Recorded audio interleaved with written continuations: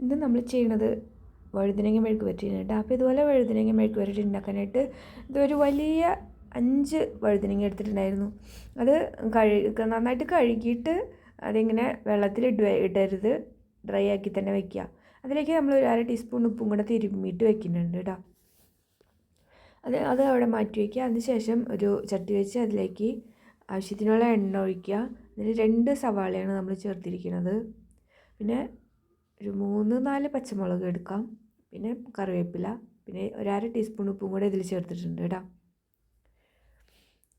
ഉപ്പൊക്കെ നമ്മുടെ പാകത്തിന് ഇട്ടാൽ മതി. പിന്നെ അതിലേക്ക് നമ്മൾ 1 ടീസ്പൂൺ കുത്തിപ്പൊടിച്ച മുളക് ചേർത്ത് ഇനി ഈ മുളക് മൂക്കുന്ന വരെ ഇത് മൊരിയട്ടെ. മുളക് മൂത്തതിന് ശേഷം നമ്മളതിലേക്ക് 1 ടീസ്പൂൺ മുളക് പൊടി ഇട്ട് കൊടുക്കുക. ഇത് കാശ്മീരി ചില്ലിയാണ്. അപ്പോൾ എരിവുള്ളതാണെങ്കിൽ കുറച്ചിട്ട് കൊടുത്താൽ മതി. എന്നിട്ട് ഈ മുളക് നന്നായിട്ട് മൂത്ത് വരുമ്പോൾ നമ്മൾ അവിടെ ഉപ്പ് പുരട്ടി വെച്ചിട്ടുള്ള വഴുതനങ്ങ കഷ്ണങ്ങളില്ലേ, അത് ഇതിലേക്ക് ഇട്ട് കൊടുക്കുക. വെള്ളമൊന്നും ഒഴിക്കണ്ട കേട്ടോ. അതുപോലെ തന്നെ കഷ്ണങ്ങൾ അരിഞ്ഞിട്ട് വെള്ളത്തിലും ഇടാൻ പാടില്ല. ഒട്ടും വെള്ളമില്ലാണ്ട് ഇങ്ങനെ ഇടണം. ഇതെല്ലാതും കൂടെ മിക്സ് ചെയ്ത് നമ്മൾ ഒരു മീഡിയം ഫ്ലെയിമിൽ വെച്ചിട്ട് അടച്ചു വയ്ക്കുക. 5 മിനിറ്റൊക്കെ മതിയിട്ട് അത് വാടിക്കിട്ടാൻ. അതിനിടയ്ക്ക് ഒന്ന് തുറന്ന് എല്ലാതും കൂടെ ഒന്ന് ഇളക്കി കൊടുക്കുക. പിന്നെ വീണ്ടും അടച്ചു വയ്ക്കുക.